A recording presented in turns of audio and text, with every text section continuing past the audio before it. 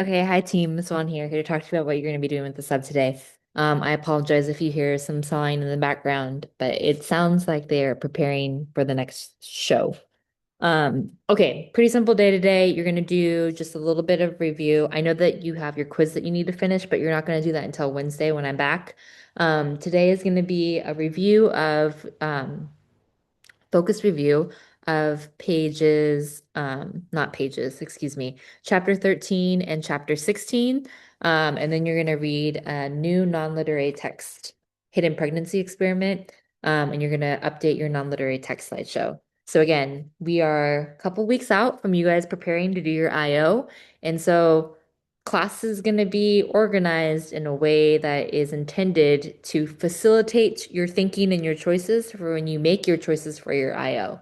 So the passages that we review in class today, they could potentially be good passages that you can then use for your IO pairing with these non-literary texts that we're going over. Okay, first thing that I want to review with you is chapter 13. So I want you guys to think about the way that the creature is gaining knowledge, and how that process works. And so we know that after he gets rejected a couple of times from different groups of people, he decides that he's going to hide in the space next to the cottagers and then observe the cottagers. So on page 106, um, page 106 in about the middle of the page. I'm going to read a big chunk and I'm going to stop and explain things to you along the way too. All right, page 106. The days now passed as peaceably as before, with the sole alteration that joy had taken place of sadness in the countenances of my friends. Safi was always gay and happy, and she and I improved rapidly in the knowledge of language, so that in 2 months I began to comprehend most of the words uttered by my protectors. Okay, so it's a happy coincidence that Safi has arrived and needs to know language that the creature also needs to know, so he's learning how to speak the same language that Safi is learning. In the meantime, also, the black ground was covered with herbage, and the green banks interspersed with innumerable flowers, sweet to the scent of the eyes, stars of pale radiance among the moonlight woods. The sun became warmer, the nights clear and balmy, and my nocturnal rambles were an extreme pleasure to me, although they were considerably shortened by the late setting and early rising of the sun, for I never ventured around during daylight, fearful of meeting with the same treatment I had formerly endured in the first village which I entered. Okay, it's springtime and the creature is feeling good.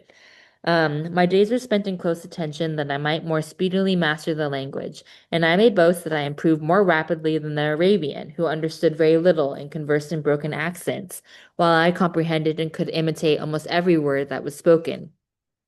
Okay, so again, we know that Mary Shelley is doing these very subtle critiques of the culture from which she comes from.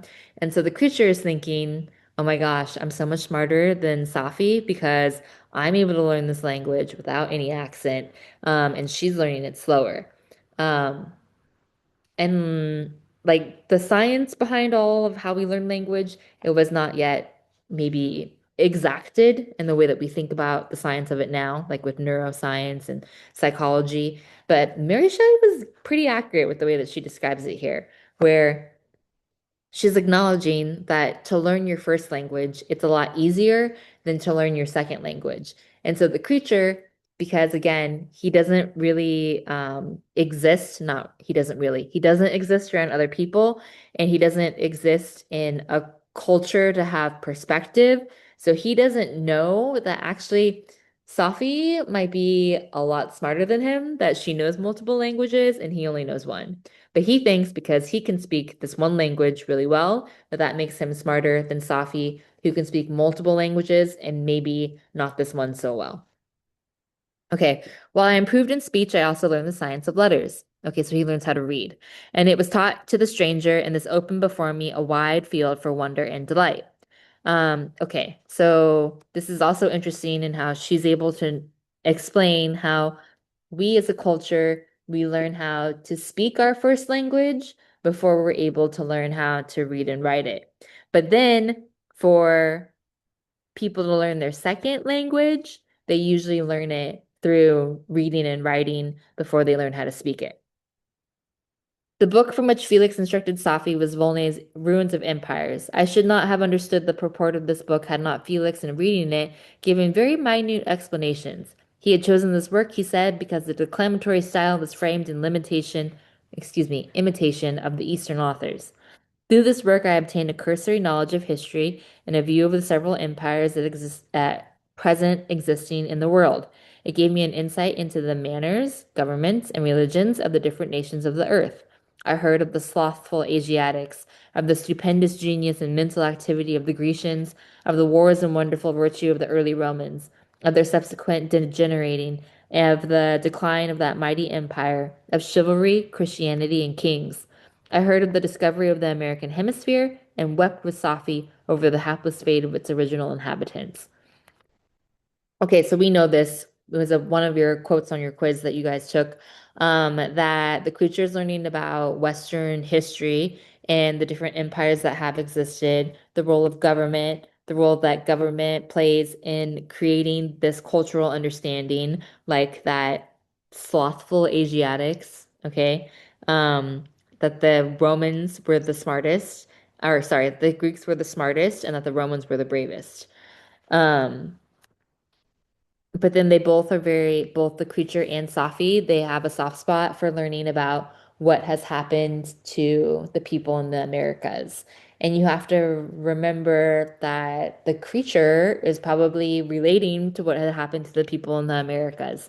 That the indigenous people in the Americas, when they were colonized, they were seen as the other, they were told that they were wrong, and then they were killed and their culture destroyed. And both Safi and the creature have experienced that.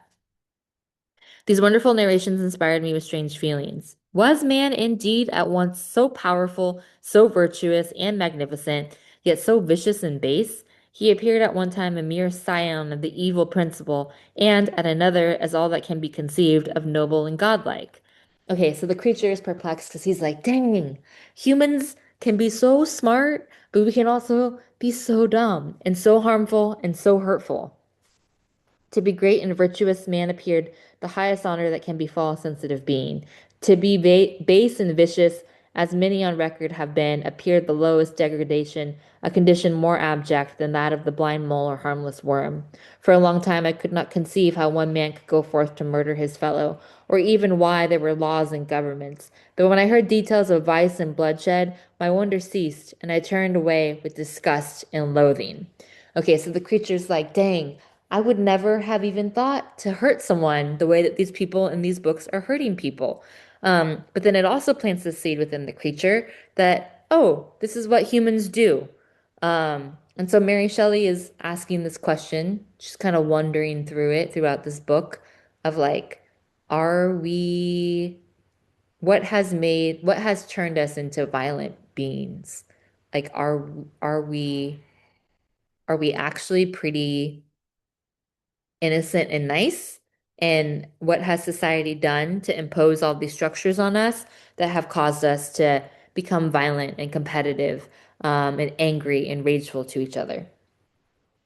Okay, every conversation of the cottagers now opened new wonders to me. While I listened to the instructions which Felix bestowed upon the Arabian, the strange system of human society was explained to me. I heard of the division of property, of immense wealth and squalid poverty, of rank, descent, and noble blood. Okay, so this whole idea of like a hierarchy, of people being important because they own property, of socioeconomic status, as Felix is explaining it to Safi, it's kind of going over the creature's head because he's like, what the heck? Why would you do this to each other? The words induced me to turn towards myself. I learned that the possessions most esteemed by your fellow creatures were high and unsullied, descent united with the riches. A man might be respected with only one of these advantages, but without either, he was considered, except in very rare instances, as a vagabond and a slave, doomed to waste his powers for the profits of a chosen few. What was I? Okay, so the creature's like, from all this, I learned that you guys are materialistic and you only think people are important if they have money or property.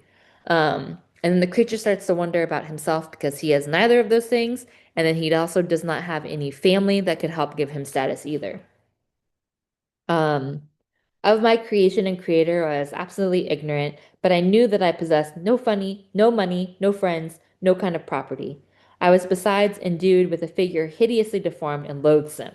Okay, so the creature's like, I am never going to be able to be successful in this society that I'm learning about because I have no money, I have no friends, I have no property, and I'm ugly. I was not even of the same nature as man. I was more agile than they and could subsist upon coarser diet. I bore the extremes of heat and cold with less injury to my frame. My stature far exceeded theirs. When I looked around and saw and heard of none like me, was I, then, a monster, a blot upon the earth, from which all men fled, and whom all men disowned? I cannot describe to you the agony that these reflections inflicted upon me. I tried to dispel them, but sorrow only increased with knowledge. Oh, and that forever remained in my native wood. Oh, that I had forever remained in my native wood, nor known nor felt beyond the sensations of hunger, thirst, and heat. Of what a strange nature is knowledge. It clings to the mind when it has once seized on it like a lichen on a rock. I wish sometimes to shake off all thought and feeling, but I learned that there was but one means to overcome the sensation of pain, and that was death, a state which I feared yet did not understand. I admired virtue and good feelings, and loved the gentle manners and amiable qualities of my cottagers, but I was shut out from intercourse with them except through means which I obtained by stealth, when I was unseen and unknown, and which rather increased than satisfied the desire I had of becoming one among my fellows. The gentle words of Agatha and the animated smiles of the charming Arabian were not for me. The mild exhortations of the old man and the lively conversation of the loved Felix were not for me. Miserable, unhappy wretch! Other lessons were impressed upon me even more deeply. I heard of the differences of sexes, and the birth and growth of children, how the father doted on the smiles of the infant, and the lively sallies of the older child, how all the life and cares of the mother were wrapped up in the precious charge, how the mind of the youth expanded and gained knowledge, a brother, sister, and all the various relationships which bind one human being to another in mutual bonds. But where were my friends and relations? No father had watched my infant days. No mother had blessed me with smiles and caresses. Or if they had, all my past life was now a blot, a blind vacancy in which I distinguished nothing. From my earliest remembrance, I had been as I then was in height and proportion. I had never yet seen a being resembling me, or who claimed any intercourse with me. What was I? The question again recurred to be answered only with groans. I will soon explain to what these feelings tended, but allow me now to return to the cottagers, whose story excited in me such various feelings of indignation, delight, and wonder, but which all terminated in additional love and reverence for my protectors, for so I loved, and an innocent half-pained self-deceit to call them. Okay, so the creature's thinking to himself that he has no family. He's also like, I'm not even really human-like because I wasn't born a baby and I didn't really grow up.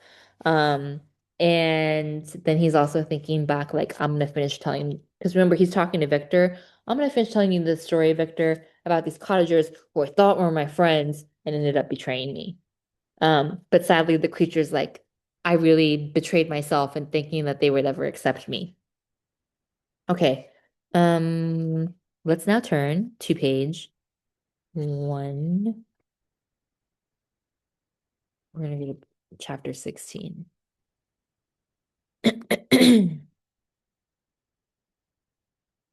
We're gonna go to page 129. Okay, 129. The cottagers have rejected the creature, and the creature is now running away from them. Okay, page 129, the middle of the page. He says, I generally rested during the day and traveled only when I was secured by night from the view of man. One morning, however, finding my path lay through a wood, I ventured to continue my journey after the sun had risen. The day, which was one of the first of spring, cheered even me by the loveliness of its sunshine and the balminess of the air. I felt emotions of gentleness and pleasure that had long appeared, dead revived within me. Okay, so the creature's like, dang, it feels good to be out in nature after being so sad from being rejected. Half surprised by the novelty of these sensations, I allowed myself to be borne away by them, and forgetting my solitude and deformity, dared to be happy. Soft tears bedewed my cheeks, and I even raised my humid eyes with thankfulness towards the blessed sun, which bestowed such joy upon me. Okay, so the creature momentarily forgets about his pain because he's in nature. He looks at the sun, points his face to the sun, and he starts to cry. It feels so good. But then he continues on his way. I continued to wind along the paths of the wood until I came to its boundary, which was skirted by a deep and rapid river, into which many trees bent their branches, now budding with the fresh spring. Here I paused, not exactly knowing what path to pursue, when I heard the sound of the voices that induced me to conceal myself under the shade of a cypress. I was scarcely hid when a young girl came running toward the spot where I was concealed, laughing as if she ran from someone in sport. She continued her course along the precipitous sides of the river when suddenly her foot slipped, and she fell into the rapid stream. I rushed from my hiding place and with extreme labor from the force of the current saved her and dragged her to shore. She was senseless, and I endeavored by every means in my power to restore animation. Okay, girl playing along the river, falls into the river, creature rescues her, pulls her onto shore. She's not moving, wants to help her, and then suddenly I was suddenly interrupted by the approach of a rustic, who was probably the person from whom she had playfully fled. On seeing me, he darted towards me, and tearing the girl from my arms, hastened towards the deeper parts of the wood. I followed speedily. I hardly knew why, but when the man saw me draw near, he aimed a gun, which he carried at my body, and fired. I sank to the ground, and my injurer, with increased swiftness, escaped into the wood. This was then the reward for my benevolence? So he's like, I was so nice and saved this girl, and this is the thanks I get? But again, we have to remember that the rustic probably assumes that the creature is going to do bad things. I had saved a human being from destruction, and as a recompense, I now writhed under the miserable pain of a wound which shattered in the flesh and bone. The feelings of kindness and gentleness which had entered but a few moments before gave place to hellish rage and gnashing of teeth. Inflamed by pain, I vowed eternal hatred and vengeance to all mankind. But the agony of my wound overcame me. My pulses paused, and I fainted. Okay, so then the creature goes to try to find Victor. Um, he sees William, or he comes across William. He thinks William is so small that he hasn't learned to fear someone that looks like the creature yet. And so the creature tries to befriend William. William's grossed out by the creature. William's like, he does whatever like rich kid does, like very cliche. I'm gonna tell my dad on you. And he says Frankenstein, and then the creature hears Frankenstein, is like, oh, you are Frankenstein? And then that's when the creature goes to threaten William. And I don't think that he means to do this. Actually, if we can go back to page 131, it says the child still struggled and loaded me with epithets. So the child is like yelling at him, which carried despair into my heart. I grasped his throat to silence him, and in a moment he lay dead at my feet. Um, so again, he's enraged. He grasps William's throat. He says to silence him. Does that mean that he wanted to kill him? I don't know. Did he mean to? Does he not know his strength? We don't know. Um, and then he does the whole William plot because remember he has all this rage towards humans now. And then on page 133, it says, for some days I haunted the spot where these scenes had taken place, sometimes wishing to see you. And remember, the creature is talking to Victor, sometimes resolved to quit the world and its miseries forever. At length I wandered towards these mountains and have ranged through their immense recesses, consumed by a burning passion which you alone can gratify. We may not be we may not part until you have promised to comply with my requisition. I am alone and miserable. Man will not associate with me. But one as deformed and horrible as myself would not deny herself to me. My companion must be of the same species and have the same defects. This being you must create. Okay, all these things for you to consider. When you're reading the hidden pregnancy experiment, I want you to think about the role of surveillance. Okay, so for context, Gia Tolentino, she gets pregnant. She decides that she's going to try to hide her pregnancy from her phone. Okay, what does that mean? Have you ever talked about something and then you open up your phone to social media and you get served an ad for it? Um, she is skeptical of that because she feels like her data is not being used in good reasons. She thinks that the data is being used to sell her things, which she's right. Pregnant women, they spend a lot of money in preparation for their baby. And then she's going to go even further to say, like, okay, our phones surveil us, not just pregnant women, but they surveil us in different ways that can potentially harm us. It's done under this umbrella or this facade of safety. Turn on your location so we know where you are. It's a safety precaution. Um, but that information can potentially be sold to people to be used for really bad things.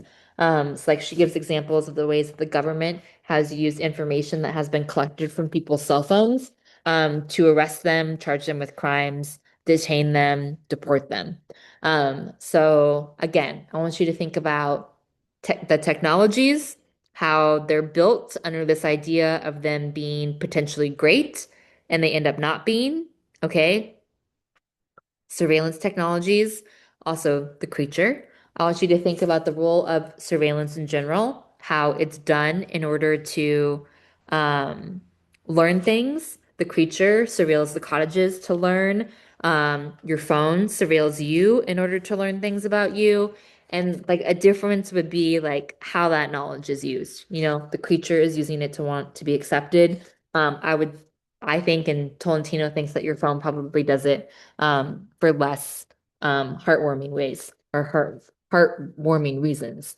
Um, and then also this whole idea of like privacy invasion too. And then assumptions. That's the last one. Assumptions that are made about people because of certain attributes that they have.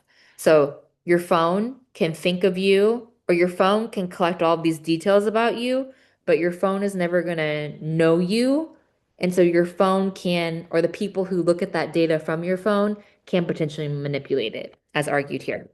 So some considerations for you as you read through this essay and then do your non-literary text slideshow.